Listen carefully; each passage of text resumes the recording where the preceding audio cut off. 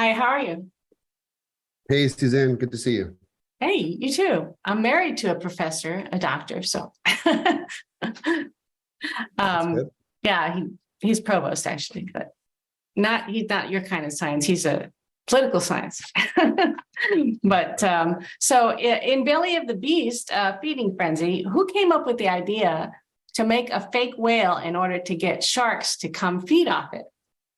Well, you're looking at him. That was me. Yeah, that was your Yep, it was an idea that was born out of research, actually. I've been really a paper that I published in 2013 on the role of scavenging on whales for white sharks, and we documented over 10 years of South Africa that whales are a big deal for white yeah. sharks. It brings in the biggest ones, brings in the most.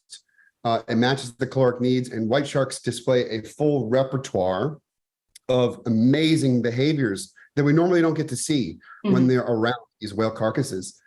So a couple of years ago, I had the idea, for this, and I pitched it to Shark Week, and I thought this would be a really cool idea. And then, they're like, yeah, maybe next year, whatever. And then it finally came around and came together really quickly. And the next thing I knew, I was in South Africa inside a fake whale carcass covered with chum and wondering what the hell I was doing. Yeah. Yeah, I didn't know until I watched these screeners that some killer sharks will eat killer whales will eat sharks, and then sharks will eat the whale carcasses. That's kind of interesting. Yep. Yeah, I had no idea. And how long did it take to build the fake whale? It took us probably about, probably 2 months to build it. It was built in South Africa. We had the ideas for it here in America, blueprinted it out. And yeah, that's what it was, Wow.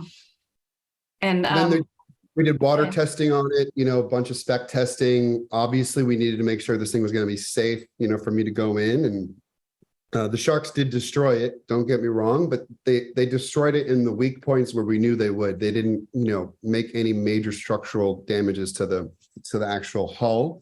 They just went for the fins mostly. wow.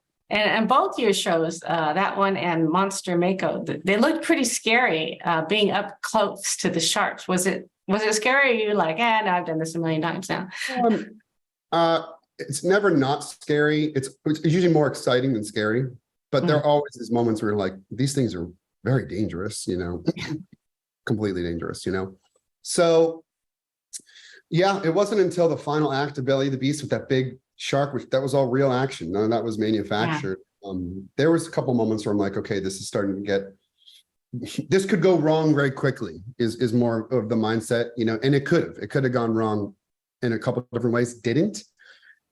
Certainly a little bit of luck there, but we also were able to kind of control the situation. White sharks are pretty predictable, but they're also can be very unpredictable. So yeah, I had an exit plan if I needed to. And it was the coolest experience of my life. I've been so lucky, Suzanne, to do amazing things, travel the world, see sharks, meet incredible people, share my message with millions of people. And, to be able to still top all of that, with just an animal encounter like that it's super special. Yeah. Well, most people want to avoid sharks as much as possible. Yeah. So do you have, I go try to find them. Apparently, yeah. So do you have your next idea all planned out, your next adventure? The next adventure for me is rest, because I've been traveling a lot this year and I need a little bit of time off. But usually when I come back to the home office, I'm, getting ready for the next thing. I do a lot of my research through a conservation NGO called Beneath the Waves that I founded. So we have a team of researchers doing projects, all over the world in the ocean, including sharks. So there'll be some stuff kicking up later this fall for that. But in terms of Shark Week, yeah, after Shark Week, typically we, kind of go back to the drawing board, think about ideas for the next year, things we want to do for a while, new concepts that get thrown our way, and we kind of just make the decision from there. Well, that's great. Someone just told me it's the 35th. The Shark Week's been going on for 35 years. That's amazing. I know. Yeah, it's incredible. It's a true celebration of sharks, and I'm just really honored to be part of it, honestly.